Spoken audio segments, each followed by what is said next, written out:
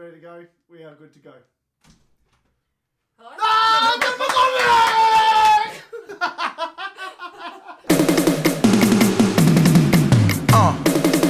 You ready?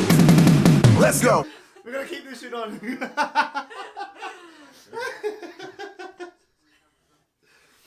that on there. Yeah, you're a little bit too late. I was like, you should go. Alright, let me go shut the door. Let me just save that one. Oh shit! We're here, we're back after 2 years. 2 years. 2 years we're back. October 2018 was the last one. Forgive me while I just put my phone away. 18 months. 18 months. There you go. Fucking wow. Welcome back. Different environment. Yeah, Good time. we've got the bookcase. The bookcase, yes. You look really small though. Why? like tiny. What? What do you mean? On the camera, I feel like you look tiny. No? It's good. We're good. We're just trying to work out what the sitting version is. Yeah. Oh, it works. It works. Yeah. It works. We going with it? We know each other for a while now. Yeah. We have. Yeah. This is true. Welcome back to another episode of the Murph and Mitise show. Featuring... Wow, that was loud. I'm a bit hyped now. Just be aware it's going to happen regularly throughout the rest of the show. Media darling, Jenna McCormick right here. Media darling. Yeah, you've been getting crazy media lately. Yeah. Why? The clean way. Let me press record on this bad boy first. There we go. Oh shit! Now we got yeah, that. There we go. It's a better one. Welcome back. What's been Thanks. happening? Yeah, I know. What's been going on? What's been happening?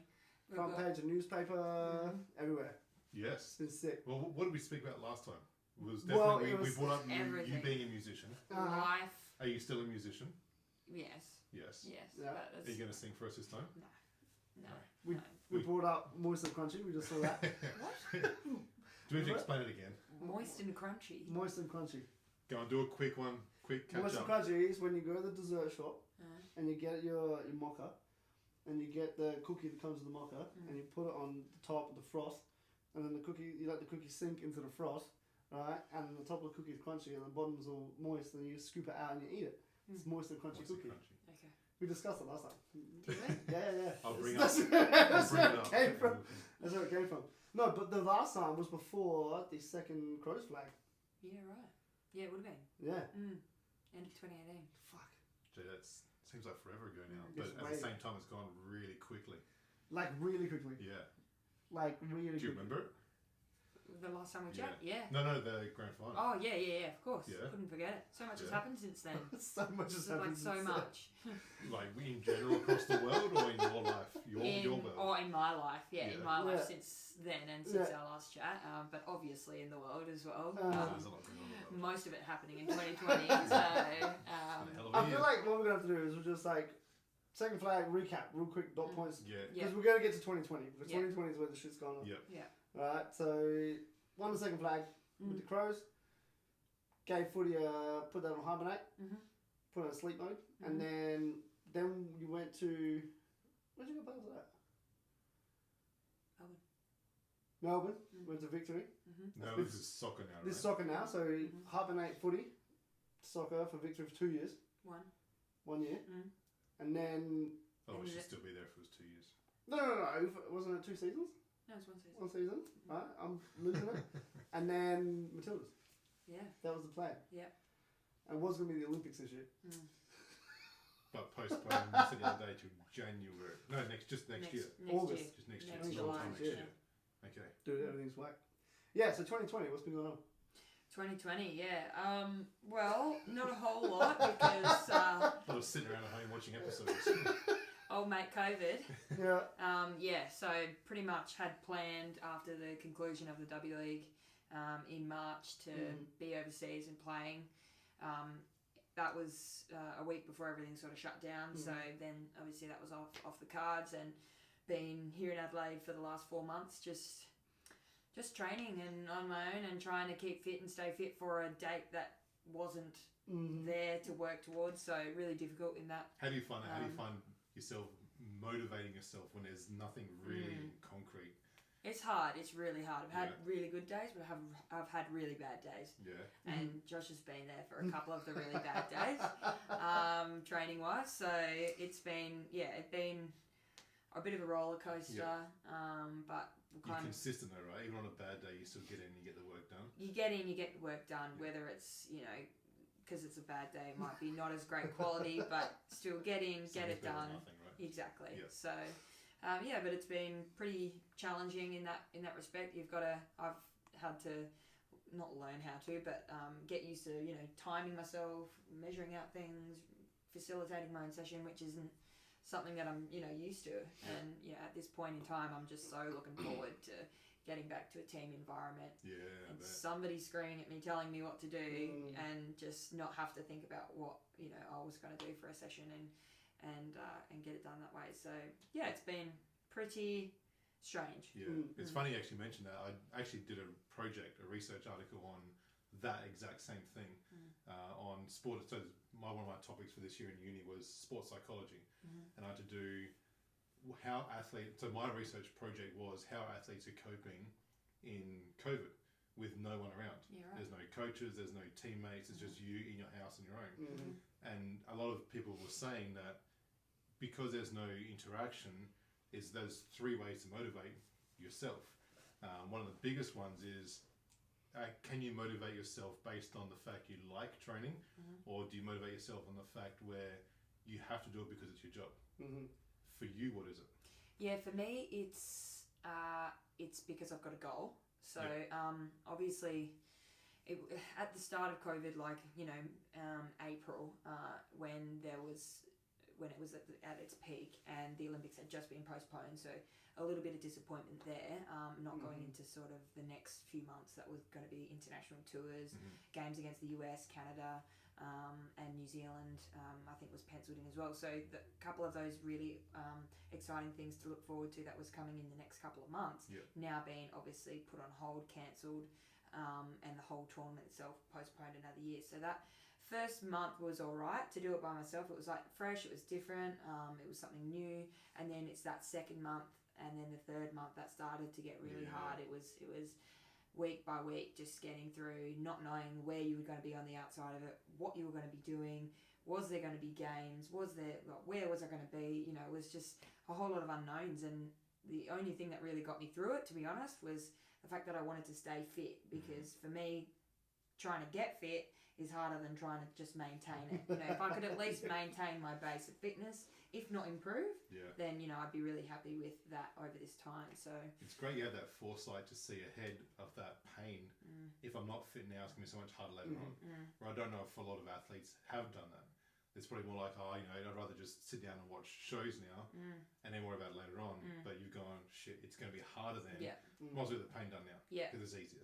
So that's really cool. And, I don't want to go back to wherever I might be, whether that be clubland or like a national team camp or whatever, and, not be feeling fit and good and be shit, you know. So, and I think it's also like a bit of a drive within athletes. I think for the everyday person who doesn't have things physically that they're working towards within the exercise industry, so we play sport, we exercise, and we've got goals, and they're just sort of like working, day jobs. It's hard. It would have been hard for those people during this time to really get out and keep fit or just exercise with that not knowing what's going on. But I guess it did make it easier that I sort of have that those short-term sort of goals, near future goals, where I could keep that in mind. But that doesn't mean that it makes it any easier. It just gives you a reason to do it. Gives you a reason to do it, and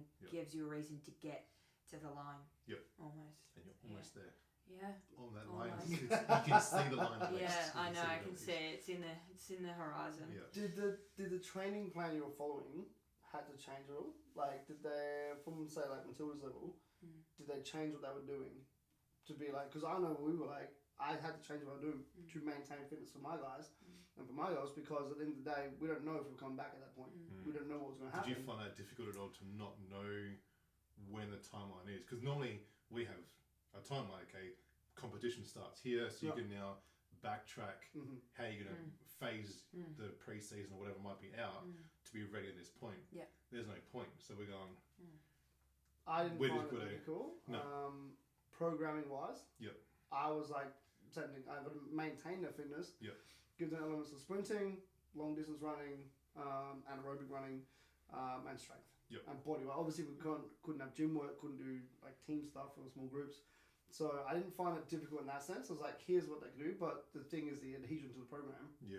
You know what I mean? Like, unless you've got high level goals that are intrinsically motivating you to keep going, then what's the like uptake? Are they gonna do it? And that's what was difficult for me, knowing that here's the program. 95% of players probably aren't going to follow it. We'll get back and then have to readjust at whatever point there may be, whether the season goes ahead or not. Initially, when discussions came through of the season starting again, I was like, cool, this is what we're looking at. But then it was like club pushback. Clubs were pushing back because there were going to be no crowds or whatever it may have been. You know, and so that's when it was kind of like, well, we've got this date now. Do I start working towards that, or do I hold off still? So the programming wise, it wasn't challenging. Because I can maintain fitness, you know, you can maintain fitness on anyone, just whatever, you know. I was more concerned with the mechanics of movement. So if you're doing a lot of long distance running, like we talked about with the foot stuff, and how when it was time to come back, what are the injury rates going to be, and where they're going to be, you know, seeing injuries occur, or where's that risk? You know, was my concern, and still is my concern. Yeah. And I'm constantly thinking, like, have I done enough to mitigate this? Yeah, rather exactly. than, like, fitness wise, you're fine. Yeah. You know. Pretty much ready to, just in case they said, all right, tomorrow. Yep. As long as my guy's ready to go tomorrow. Yep. Even though they might not be at the very peak performance, as long as they're ready to get on the court or whatever they're going to do tomorrow, we're good. At a basic level. Yeah. Yeah. Mm. That was probably my thing. Yep. You know. So did you find that change much from what you were doing? I mean, not too much. It's kind of the same thing. Just that maintaining the fitness in the load and in the running was pretty good. It's probably now more so now that we're integrating back into team training, and you know, some people are getting back into competition. Whether that changes from doing mostly conditioning stuff to more game specific stuff now, or you know, more short sharp stuff now that we've got more people at training. Or in groups we can play small-sided games or work the ball around a little bit more, so maybe it's more ball-focused or technical focused or skill-focused versus the sort of just running component on your own, combined with, you know, some skill work. That's about really all you can do on your own, you know, kicking against a wall. So you're bored, what do you call it? Bored, yeah. My homemade wall rebounder. Brilliant. It's got me through, McCormick honestly. brand, seriously. I got videos, I got to bring them out, but was it you and your dad made it? Yeah. It's like a... It's a COVID task. It's a COVID task, wall rebounder. Portable. You send me the video, we can chuck it up and everyone can see it. Yeah. See if we can get Good it. patent. I mean, the ones that I was looking at online were like $400, and I made this for $60 at home. Nice. Look at that. Nice. So, love getting hands on. Yeah. That's what I was saying then. Yeah, let's keep going. So we saw, I mean, the big thing that I've seen recently is your face on front page, right? Everything. Now, I'm not a newspaper fan. Sorry, guys, that's really unfortunate for you guys. My mug on the front page. There could be worse faces on the front page. Now, I'm not a newspaper fan at all. I don't read the paper unless there's a reason to do it, and I went and had a look at. I didn't read it, but I had a look at. Look at the pictures. I looked at Jen's That's face. still not a good enough reason. But I looked at it. So that's a good thing. It's a step. And I'm like, I know her. So tell us about it. What's going. So I'm a little bit naive still in the soccer world. It's all right. Tell me about why you're on the front page. So we've just recently won the bid to host the World Cup in 2023. So very cool. First time two co-confederations have hosted a World Cup. So we've got New Zealand and Australia combining to host essentially football's biggest tournament worldwide. Cool. So is this just female or male and female? This is just the female. Cool.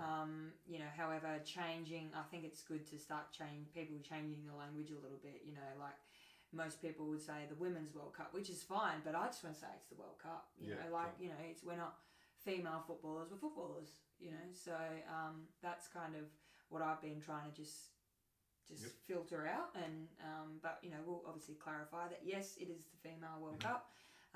It's the best of the best coming to Australia and New Zealand and competing for the prize that, you know, every footballer grows up watching the World Cup, you know, and watching that tournament. So really quite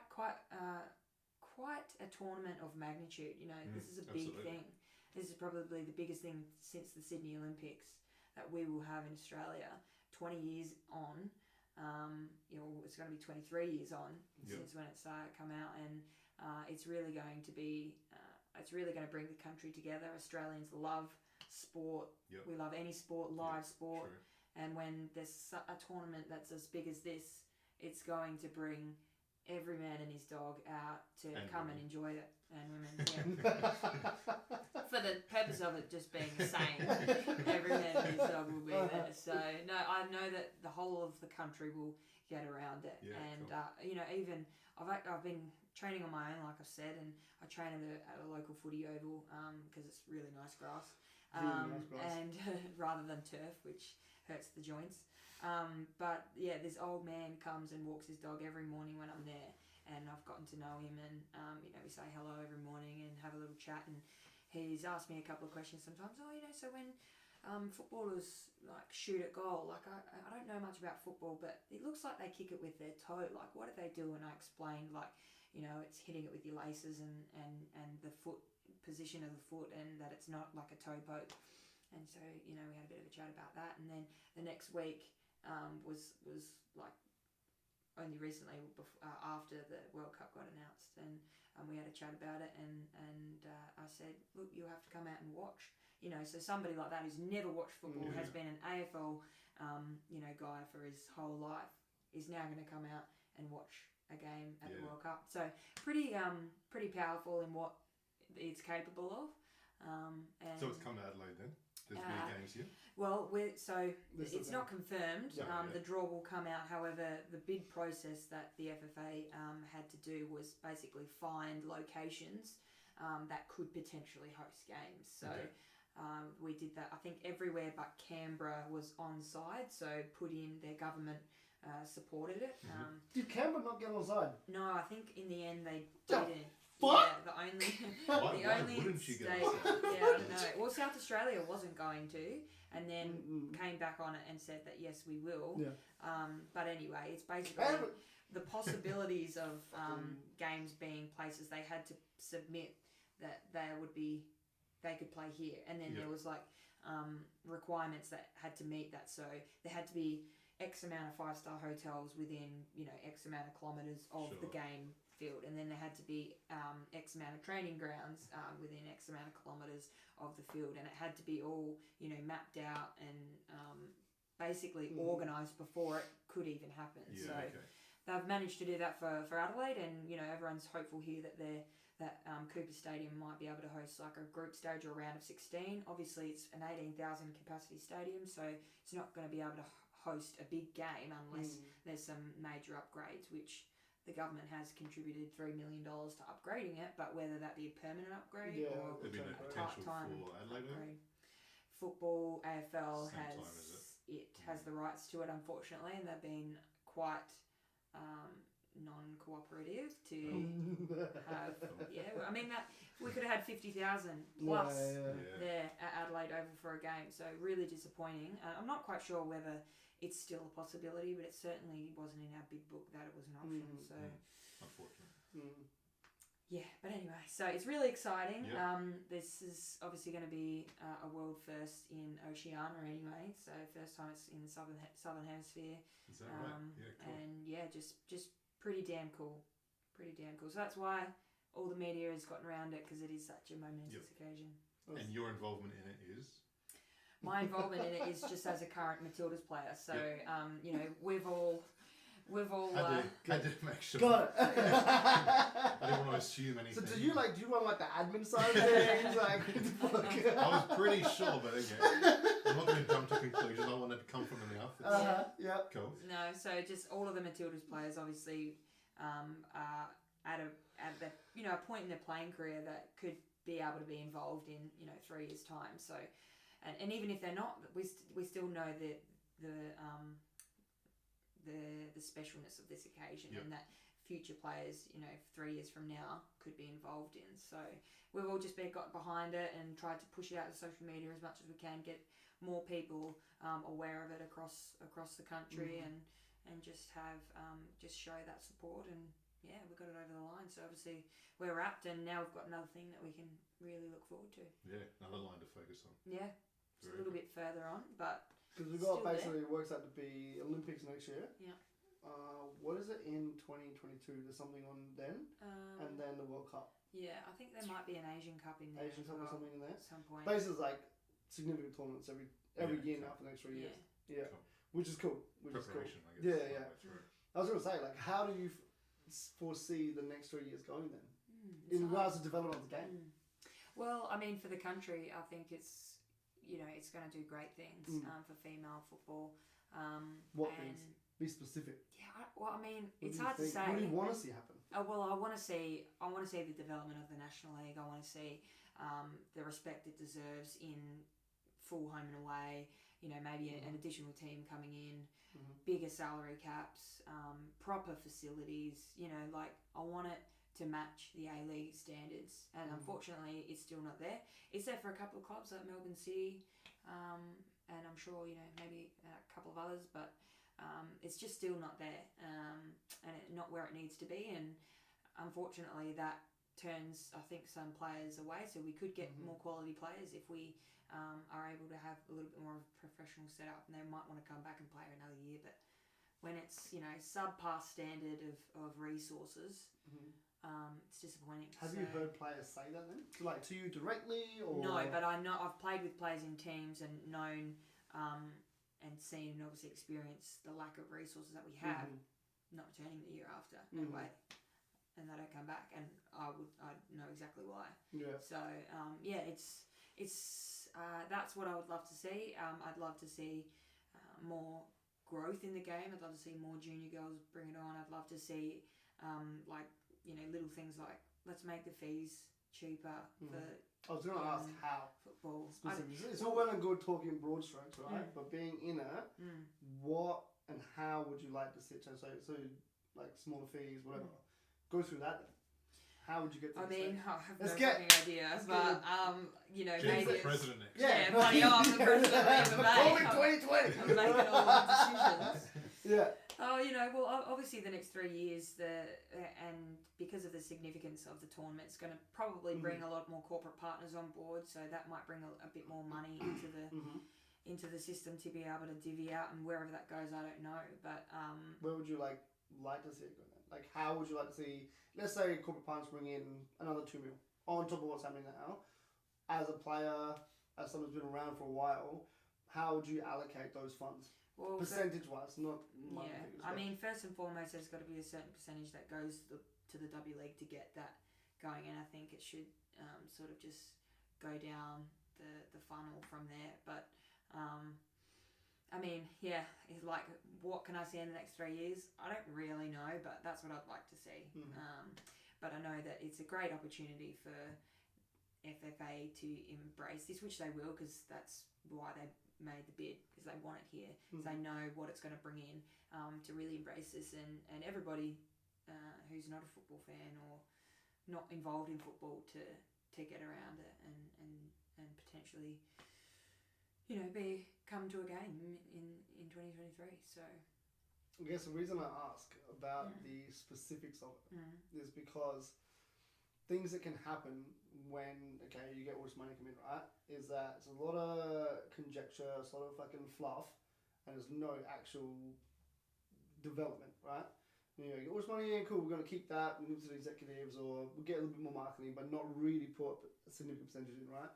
And for me, it's like, alright, cool, well, what would players want to see? How would you divvy it up? Because it's all well and good asking, the business heads or the admin heads. But from a player's perspective, like, okay, we'd want to see subsidised fees. We able to get more juniors in if we made it $500 instead of $1,000, and then that money comes in. We're investing so much percentage in marketing and advertising. We'd like to see more stuff on TV, whether it's ABC TV, SBS, obviously with the live streams going now, Play Football app, these things are occurring, but now all of a sudden you got the shot in the arm, what things will we want to see go from there? It's like in business, right? All of a sudden you get $1 million. How many business people will be able to go, I'm going to spend that effectively and make significant sustained growth, not just for the next 3 years, but for the next 5 to 10. So that's what I'm looking at, like the W League side of things, or how do we develop the impetus to make people want to grow. To make clubs. There are clubs out there that we know of that don't give a shit. They do it as a token gesture. Yeah. You give those clubs 400 grand, they're going to do fuck all with it.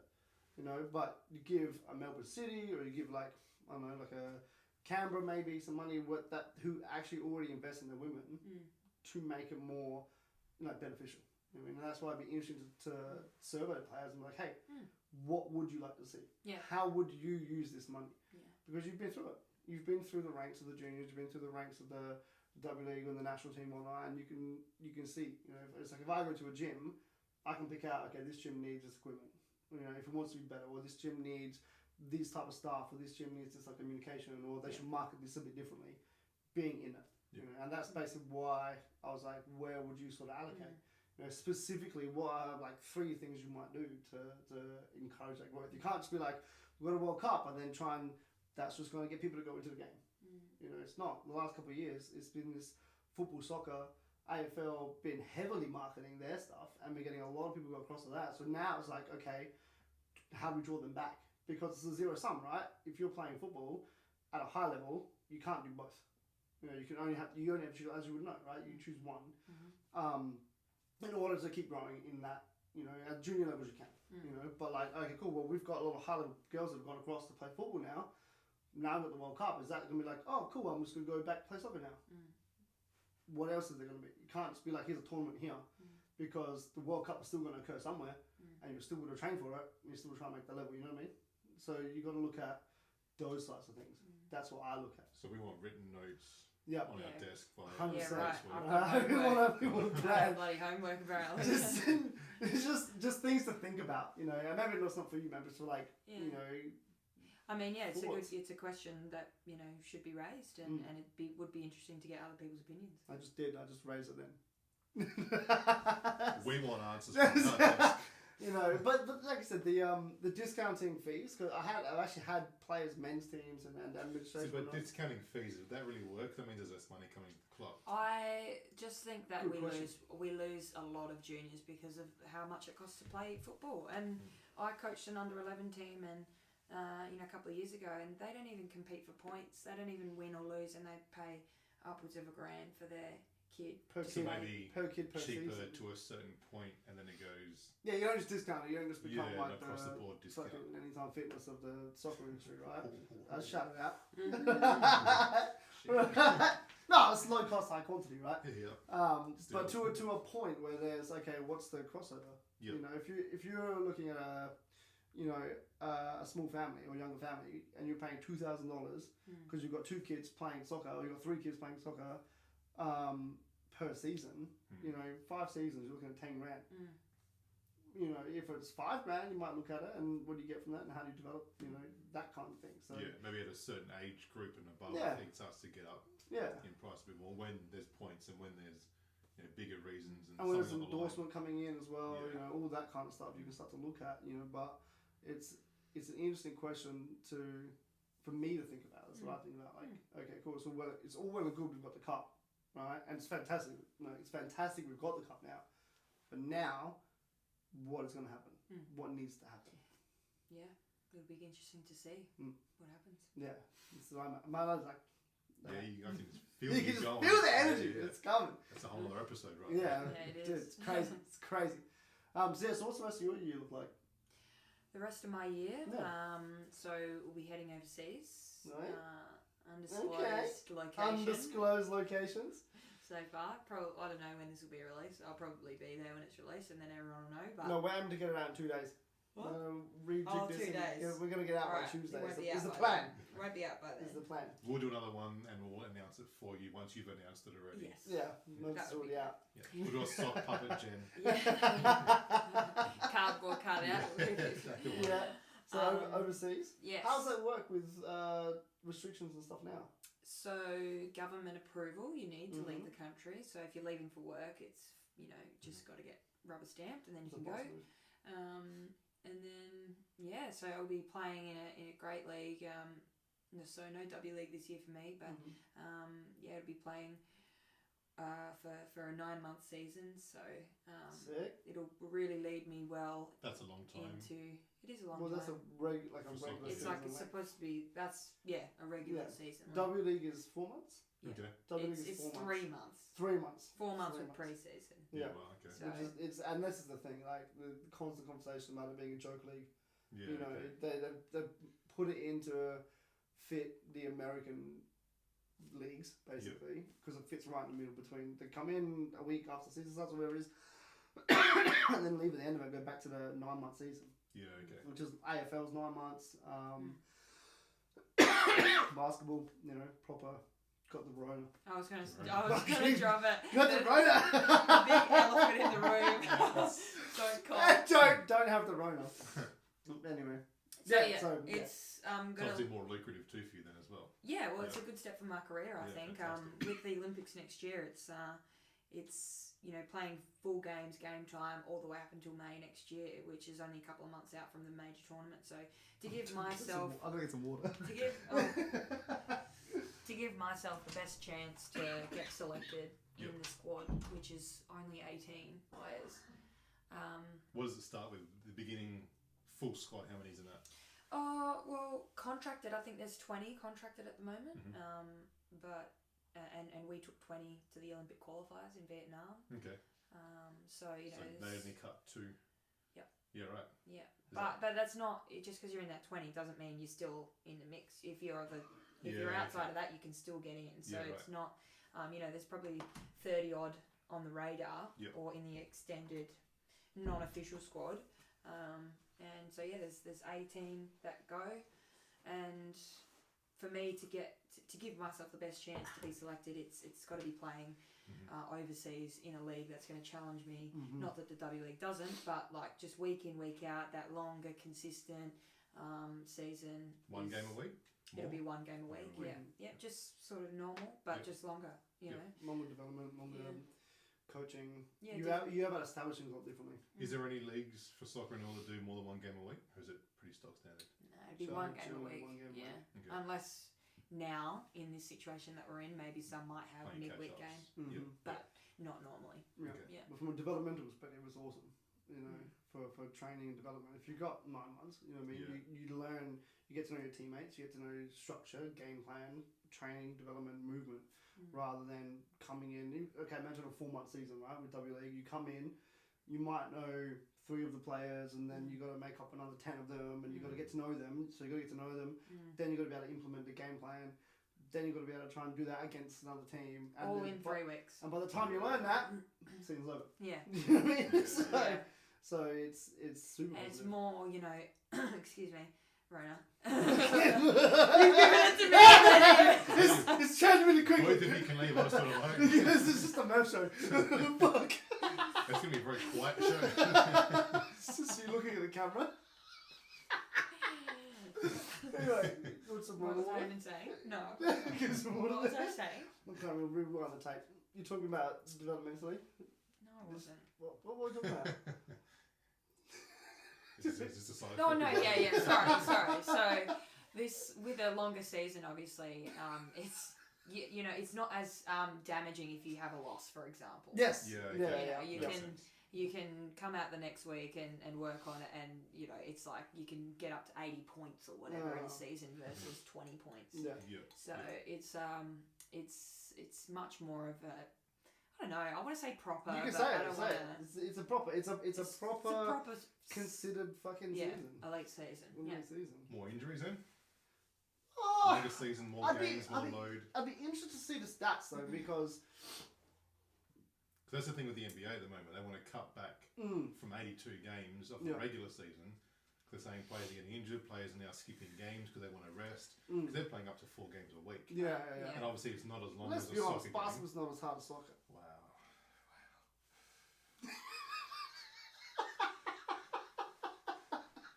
Getting hot in here. Yeah, it's the roller. Moving on from that. Keep going. That's the big thing is 82. They want to cut it back to, I think, 59 games to prevent those injuries, to keep players playing more regularly or every game. Is that happening in soccer or not as much? Well, Or it's unknown at the you'd moment? have more time to prepare. You have more time to prepare. It's going to be a 3-month pre-season as well. Yeah, So. it'd be interesting to see the normalized data of it. Yeah. You know, it wouldn't compare. Well, I would say there'd be a higher rate of injury in a 4-month season than in a 9-month season. Yeah. Because you're in. If you haven't done the developmental stuff beforehand, you're good to play the high intensity from there. You can't ramp up into it. Yeah. Yeah. You know, obviously as seasons go on, you get fatigue anyway. Yeah. You know, so you're gonna have injury rates. But then on top of that, you know, with a longer season, say you've got a tight hammy 1 week. In the W League, it's more like, let's push you to play because we need you because the result matters. Whereas in this one, or you know, in a proper longer season, it's like you might have a niggle and it would be okay to sit out for that game because you got so much more to go. Yeah. So in that way, maybe like the W League, like would see that higher rate of injury because you're really pushing your body just to get up every single week, no matter what. Every game counts more so. Because I think it's 12 or 14 games. 14 it's only games.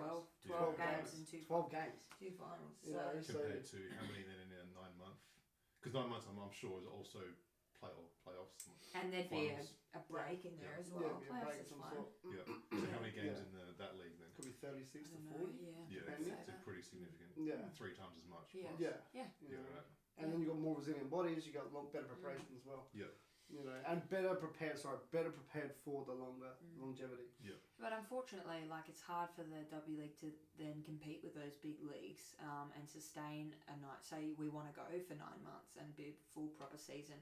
They've got to compete with the Australian sports on air at the moment. They've got to compete with the time slots as well. They've got to then compete with the European leagues, the leagues overseas that play at the same time. So then not as many international players can come in because they want to go to good leagues. Because when did our season start? October. October. So you got October to February. not so much football. You got the basketball. You got what else would there be in Australia? Not much in the summer. It's like cricket maybe. Cricket, basketball, and soccer. Then. Yeah. No. But then if it was a 9-month program, then you're going into football. So basketball's finished, soccer's finished, basketball's finished, cricket's finished. I guess now you're competing against Football, AFL, rugby, which is which is the biggest sport in the country. Yeah. So it's I can see that it's difficult to sort of get going from the business side of things and maybe the financial part of it. But you know, as a player, you know, not looking at it from a business point of view, but as a player, you know, we want it to get better. We want it to be more. We want it to be longer. We want it to be more professional. But I know it's not as easy as just saying that. So. Yeah. But yeah, that's my short-term future. So I'm really, really excited to just let the cat out of the bag and finally get over there and just start training in a great environment, live that professional football life like that I love, and just train every day and, you know, do some sightseeing and explore. And I'm getting itchy feet here in Adelaide. I'm like, I need to go. I think all of Adelaide's been here getting for Oh man, my feet have been itching for a while. Yeah. What's can you tell us how long the contracts for them? Are they single year, multi-year? This is a multi-year. Multi-year cash money McCormick right now. more than 2. If I was a Mr. McCormick, maybe, but I'm a Mrs. Not even a Mrs. I'm a Miss. Is that an I'm exclusive? Let something else out the bag, Jenna. I'm a Miss. Yeah, no, it's a multi-year deal. Yeah, which is Sick. you know another layer to the significance of this for my career. So so excited, but yeah, just want to tell the world that's right soon. What are the protocol for announcing where you're going and what Who gets first dibs on The club. the word? club does? Yeah, Yeah. club. So like Like internationally, so like they'll release it in their country, and then I think Josh is hinting at something. no. Do you want an Aussie exclusive? No. Aussie rights. No. I'm saying like for the club to release it, is that just for them, or would they announce it for like? Well, they would announce it, go on social media, and then the world knows. I don't know why I'm Everyone drinking knows. like this now. Yeah, well, It's really- it's a really cool cup. That's Like a definitely not cafe my cup. edition. just like Trump. I'm a lot more plain than that. Just give me a glass, I'm good. Anyway, so the club first. club first, and then be on social media. So then it's out there for anyone to. Do they do talk like a about. little package that you can like promote on your socials? Well, yeah. So I can't announce it until I'm over there because they want to do photos and videos and stuff. Oh So. shit! Yeah, right. Okay. Wow. Talk about it like it's a big deal. It's not. Dude, it's a Of course, big deal. it's a big deal. When have you ever been paid to live overseas and do sport? Not for a very long time, but a little bit. A trip, not living. A trip. So definitely more huge than deal. us to have a check put Huge. together. Yeah, it's a huge deal. It's a big thing. Yeah, no, it's good, but I'm not a. Are you having to learn are you going to be learning like other languages to help you like associate, or is it like? Is that going to help you narrow down? No. It will if I say yes or no. Say yes in the language you're going to be. Yeah. Don't tell us the language, right? That'll give us the. You gotta give us the. Hey? Give us the hint, but like when you go overseas, like are you expecting to be able to speak English there, or are you gonna have to learn other languages? If we said You could be going to fucking Africa, like we don't know it. We're not gonna say. Africa. You know what I mean? Like, would it be easier for you if you learned bits and pieces from the language, or not? Yes. Okay. It's definitely Africa. So it's definitely not English speaking. Definitely not English speaking. Take it as you wish. Next question. That came out so convoluted. I was just gonna be like, is it gonna be easier for you to like move through your environment, your training environment? Well, you have to get English- used to the weird food you may or may not be eating. English is a worldwide language, so Yeah. when I went to Iceland, even they spoke English there, and I Yeah. didn't even know what that was a country when I went there. So You didn't even know Iceland You was a didn't country. well, when not you when I went there. No, Do you know Finland's not a part of Russia as well, right? that was random. It's a Trump reference. It's a Trump reference. I'm gonna stop watching. Oh no. Yeah, you lost me on that one. I'll find the clip and I'll send it through. Donald Trump thought Finland was a part of Russia, Oh, not cool. his own separate country. Let's not go there either. That's another one for not this podcast. Yeah. Okay, so we're gonna Yeah, deviate away so- from that because we're delving into territory that Jen doesn't want to go into. What else been I do happening? want to go into it, but I can't. Okay. Okay. What else been Yeah. on? Well, that's Is there that's any more 2020. like if we get the paper tomorrow, you're gonna be there again? Any more like No. advertising photo shoots? Yeah. No. No. Do you like it? Do you like Like, attention? are you kind of like, oh, if I have to, you know what I mean? No, Sure. I'm- Stop. No, I'm very. I avoid talking about myself at all costs. I don't. I'm not. I don't want to be a person who is seen to be big-headed or anything like that. So I just love keeping a lid on it. I love talking about we instead of I. So I don't hate photo shoots. I'll do it if I have to. But I just that's just who I am. I'm just like very humble and grounded, and I think that has come from. Why'd you ask us to come in here today then? On a Sunday afternoon. I'm doing it because I am friends with you as a favour, and I will invoice you when I'm done. That's not what I heard. Jen's Anyway. super keen. You don't have an afternoon anymore on Sunday. She's booked you in. I should be doing my food shopping right now, but I'm here. Now you see me in the paper, and now we'll get some audio out of it. Yeah. So what else been going on? Well, Besides, that's 2020 yeah. for me. Well, and 2021 as well. It was multi-year. Yeah, in 2022. 2021, And that's 2023's book. And so 2023. yeah. So that's my next 3 years. We'll see you in 2024. Yeah, that's the next We'll get an catch up. exclusive on all of that. Legit. First interview after the World Cup. We want it. Well, Yeah. it's actually funny because this is the first time I've been in a position where I kind of have an extended plan of my life. Normally, I'm working month by month in terms of knowing what I'm doing, where I'm going for a W League season. That's where I'm going to be for 4 months, but then after that, where am I going to be? So to know that I'm going to be somewhere like for multiple years is like makes me feel comfortable. Not, yeah. Not too comfortable. But just yeah. like I'm happy knowing that I've got kind of a plan almost. Yeah. And I can work through some things, and then because normally I can't say I'm going to be here that year, and hopefully World Cup in 2023. So How have you had to adapt to that style of life? Yeah, because it's not something that I'm used to. So I'm used to like I said, just knowing what my life's going to look like month by month, few in advance maybe. and now it's nice. It's making it.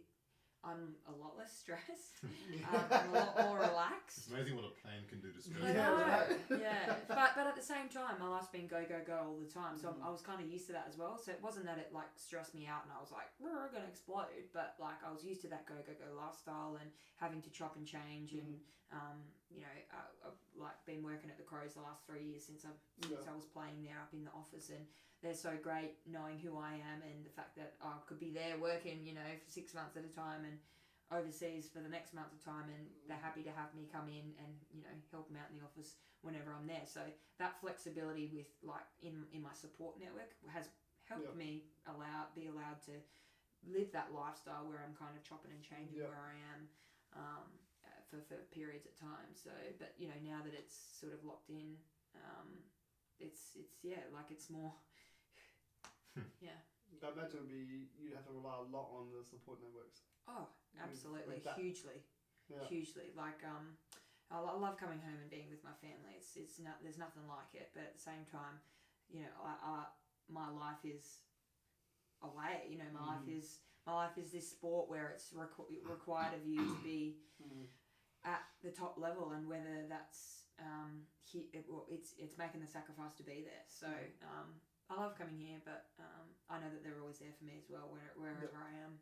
So yeah, support network has been huge. But touching on that, I guess as well, since we've chatted last, like obviously involvement in the national team has happened, and it's not really something that I ever really thought that I was going to be doing. And support network has been huge throughout this experience. Like I only debuted last November, so that's... Was that then? Yeah. Wow. It's only been... Fuck, it feels like ages I know, ago. it's only been 8 months. Shit. And, like, I know, so much has happened since then, and I've just gone on this huge ride in the Does it seem program. like a dream for you? Does it seem like... Yeah. Is it real pinching yourself? Yeah. Yeah. No, That's sometimes quick it is. progression. It is. From a debut to now potentially World Cup to Olympics to all this sort of stuff. That's a massive progression. Quick. Yeah, quick, but that's what I, left the AFL world to do. I left it to be playing for Australia and playing overseas and really just being at international level. And now that I'm doing that, it's, I'm just so happy with what I'm doing. So, but yeah, just being involved, never really thought that I always thought that I could handle pressure.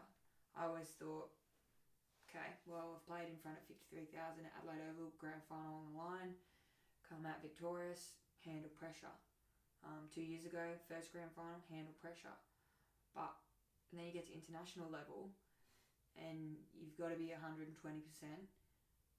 every single second of the day for weeks at a time, maybe even months at a time, depending on if it's a major tournament or like a training camp. And you're under scrutiny. It's so competitive for spots. Everyone wants to be there. You could easily get black crossed if you do something that's not going to fit the bill, or you don't, mix with the... Yeah, sorry, just like a black line. And it's that... Soccer talk. Well, life talk really. It's just that easy to lose your spot at that level because it's so highly competitive. Well, not lose your spot, but somebody could get selected over you, for example. So handling that has been really difficult. I guess going in to my first camp, I didn't have any expectations of myself. I was going in, nothing to lose, go show them what you can do, but I was worried about making friends with the team. Gaining their respect was one of the most important things that I wanted to do. Impressing the coaches, making a good impression on the group as a whole, and that on top of needing to perform, eat well, sleep well, get up the next day, do the same thing, highly competitive environment, gym sessions, recovery sessions every day. Like, it's hard. It's elite level. And when you're doing it full time, essentially, all day, every day, it can get a lot. And I found that after my debut was great, but then I had expectation. Then I had the pressure to keep doing it. Backup performances, backup training sessions. And there were days and there were training sessions that I felt so in my head, and lots of doubt clouded my ability, and trainings then started getting affected, and I just didn't really have that confidence anymore. And I've had to go through these kind of like difficult times, but also the good times to really figure out how to, like my value and my worth there, and believe that I'm definitely supposed to be there. So back to the support network, like really tapping into the psychologist as well really helped me get through some of the like more difficult days there, and backup training sessions, and find the confidence back and stop sort of telling yourself that, you know, or being hesitant or whatever. So I don't think people realise, you know, how much it takes a toll on you mentally, let alone physically. And you know, there's been girls that have obviously, or you know, girls and guys in their respective sports who've played, you know, at international level for numerous years that would go through the same thing. And you know, for me, it's this COVID thing's been a blessing, because now the Olympics are a year later. I get another year of international level experiences at camp, games. I get to fine tune up here to make sure that I'm getting the best out of myself on the field for a whole nother year. So I see that as a huge advantage, and yeah, hopefully I'll be, you know, it'll mean that I have a long career at that level. Have there been strategies that you've been taught or used to help you manage the mental side of things at that level? So obviously you got to see a psychologist, right, at that level, but their job is to, you know, listen and then help provide you the strategies to do in your own time. So like, are there things that you've had to do and that you do to be able to alleviate some of that pressure, or to be able to disconnect from that in that period at that time? And then obviously afterwards it's a bit different, but while you're there for days or weeks or months on end, what do you do to manage that? Yeah, so everyone's really different, and you know, I've spoken to different psychologists and they've given me different things to try, and it haven't worked. Like, so for example, meditating, like for some people it's really great. Sometimes for me it's great, but not all the time. So that tried that, didn't really see like too much of a difference. I really value like journaling and like writing things down in a diary. I find that once it's written down, it's real and you can see it, and it helps you know, alleviate maybe the pressure that you build up in your own head. Because sometimes, as much as people think like, oh, you know, just think positively, or say get the next one, you know, that doesn't always help. It's not always a strong strategy to do. Maybe for some people it is, but for me it's not. I like to see things, and then it's real, then I can read it 10 times and then start to get into the habit of thinking like that. So yeah, I every day, whether I'm in camp or not in camp, 3 things I'm grateful for, and it can be as little as food on the table or sunshine like it was today, like that I'm grateful for, and really find that you know, helps me as well. But when I was in camp and in sort of, you know, having a few lull days, one of the things that the psychologist helped me with was, you've got your professional football journal. So that was the PFJ thing that I had, and it was three things after every session that you did really well. And so by the end of it, I had this full page of things that I did really well, or I've done really well throughout the sessions, that I look back on and say, oh, well, you know, this day your passes were 99% accurate, or this day your communication was elite, and this day, you know, your first touch was great. And then you look back on it and you can go, well, this is everything that I'm capable of. I can do all of these things. And maybe that's the lift that you might need if you are having more of a bad day than a good day. So that for me, getting a diary, having it's this really great company called My Goals that have these really awesome journals that have like cool quotes, and everything's laid out really cool, that I bought and love it, just absolutely love it. So that's what works for me. Yeah, that's cool. It's funny you say that, because I was talking to Tristan now, the physio I'm friends with, and he said he's been getting his athletes that he treats based on a scientific review, like I think it was a meta-analysis or something, but every morning wake up and write down 3 things that you're grateful for, exactly what you said. And it's actually scientifically proven now that it will increase performance. I don't remember the percentage, but there is an increased performance with being more grateful about, again, anything. The sunshine, the fact that I can wake up, I'm awake now, to I scored a goal last night, whatever it might be. Yeah. So yeah, that's pretty interesting. You said that just after hearing that, the weekend just gone. But even if it's 1%, 2%, people who are elite athletes or athletes in general will take that 2%. Yeah. Because it could be the difference between you going to Tokyo or not going to Tokyo, for Did example. you just give us that where you're going? That's the The Olympics next year. Are you going to learn Japanese? Imagine that if after all that like secrecy, it's just like Let it I'm out. Tokyo or not, like, and you're like oh crap. One thing I want to touch on quickly, I'm going to rewind probably about, I reckon 10-15 minutes there, is you mentioned about getting into a new team and gaining their respect. Now I've probably so I train a few young clients of mine in high-level basketball, Division 1 basketball, and I was saying sometimes going into a new team, whether it's up an age group or across to a different club or whatever, how do I then get involved with that team quick? Because they don't know me, they're not passing me the ball. I know I'm good. They've heard I'm good, but they don't really know it yet. Yeah. How do I build their respect? And I've given them my tips. How do you do it? Yeah, I mean, I think that there are a lot of factors that come into play. Who you are as a person. Do you think that you are better than perhaps what you are? Is your head... And like obviously people don't admit this themselves, but some people act big-headed. Some people think that they deserve more than other people. And I'm not that type of person. I'm 25. I went into this camp at 25, not 18. I'm older than some of them who were in there, but at the same time, I'm very inexperienced. So things like I did for me was I was always packing up the gear. You know, when I was younger in Clubland, it was the young girls would always pack up the gear. The young girls would always go in first. Ice bars, for example, you can only fit 4 in there at a time. There's no way I'd be going in there first. First team stars or, you know, people who've been there for years, you go in first. Yep. Like, I'll wait the extra 10 minutes so you recover quicker and you get in there first and you can get on the bus quicker and I'll go last. Things like that. Things like not getting up and getting food first at dinner time, you know, letting people go first. Just like manners, courtesy kind of thing. Thinking of other people other than yourself.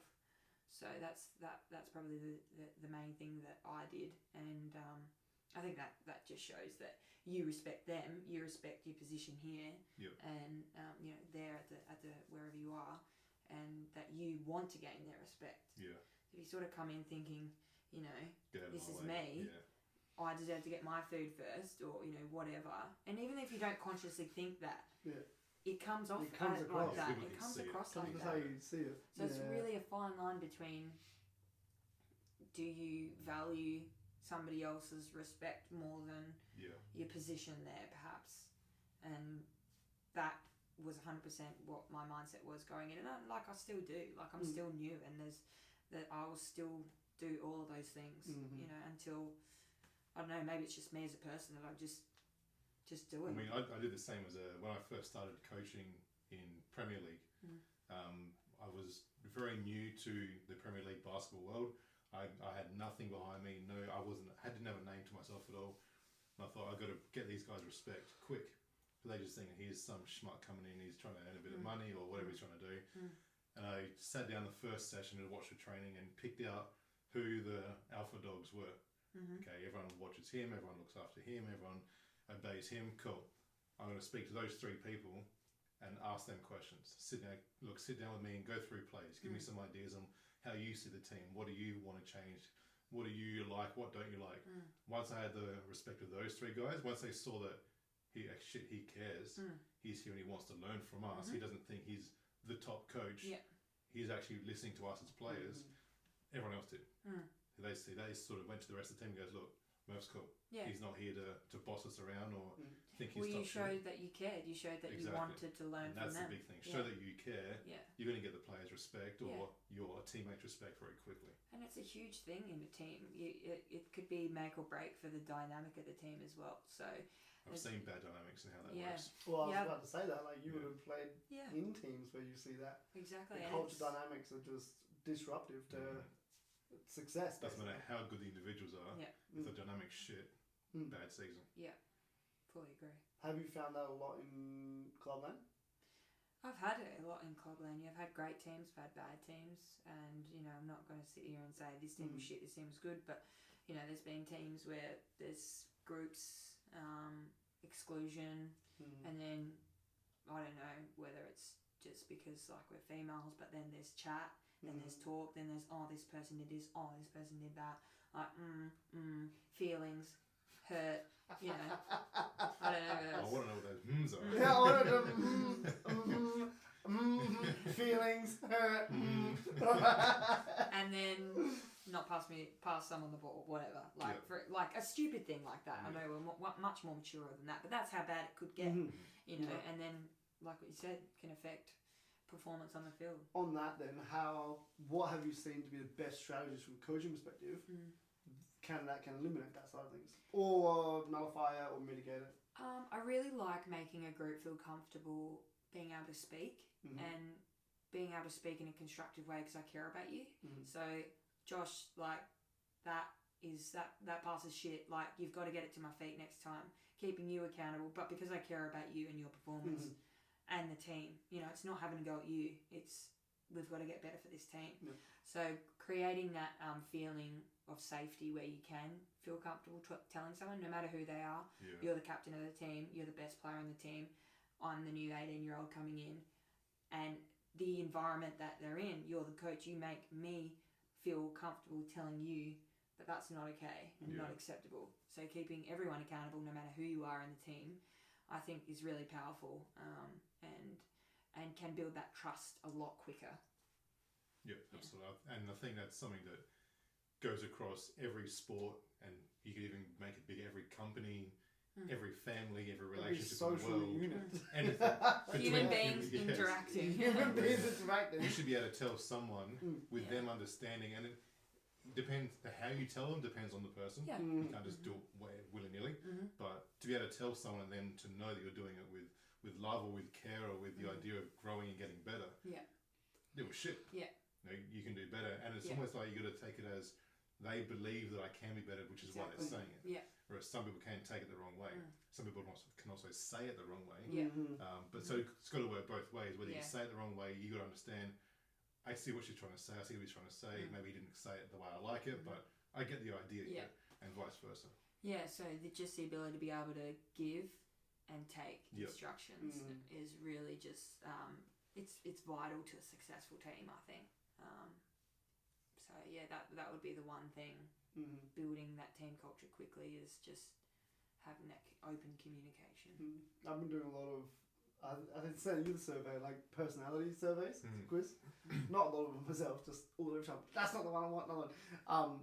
But that in order to understand how other personalities work, because like you said, you could tell me the wrong way, you could say something how you think is coming across as a caring manner, and then I take it like emotionally and don't respect what you're saying, and then it creates a barrier. And so, having that understanding. Sometimes that does happen though, and it's not going to be fully eliminated. But if it does happen, then it's like, say for example, I tell you something and you like yell back at me, or you like I can see that you took it to it in a way. It's after the session, it's going and having an open conversation about like, hey, look, that was just me trying to, whatever. And then you might go, oh yeah, sorry, I just lost my head. I was, in the moment or whatever, and then rebuilding that relationship if it does get a little fracture in it. So which is going to happen. It's going to happen, exactly. You get hot-headed in a game, in the middle of a game, hormones are going, excitement's going, your mind's on something else. What the fuck was that? You should be doing this. And you could take it wrong, but you didn't mean it at all. Yeah. And if you do take it wrong, as you said, after the game, this is what I actually want to say. My bad for coming across the wrong way. Yeah, cool, no worries at all. I get it now. Move on. Where I've seen, I'm sure you've seen where that didn't happen after the game. You both go your own ways, like that fucking bitch. And it that can be dickhead, awkward, and then you've got time in the middle, and then you go talk to your friends and tell them what I did, and I do the same thing about you, and then you got two different teams within the same team. Exactly, and that's dangerous. Yeah, very much so.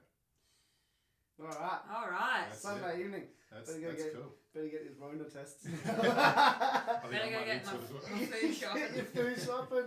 I'll get a Rona test, and Murph can sit here and I'm gonna study some more. Thanks for coming back on. No, we'll see you in 2024. Apologies for no cheese platter still. Yeah, we didn't get the cheese platter. Where's the beers and the cheese and the crackers? We've had beers as well. That would have been nice. Next time we promise. We promise next time cheese platter and beers. There you go. Heard it here first. Yes, Done. after the World Cup. After the Cup. so long away. Jenna, for that. Thank you. Enjoy Thank the you food for shop, having me. Appreciate it. Okay. Till next time. Oh, that was awkward. Bye. I've got a big fat drum, big fat drum. I've got a big fat drum, pounding so bad. I've got a big fat drum, big fat drum. I've got a big fat, big fat, big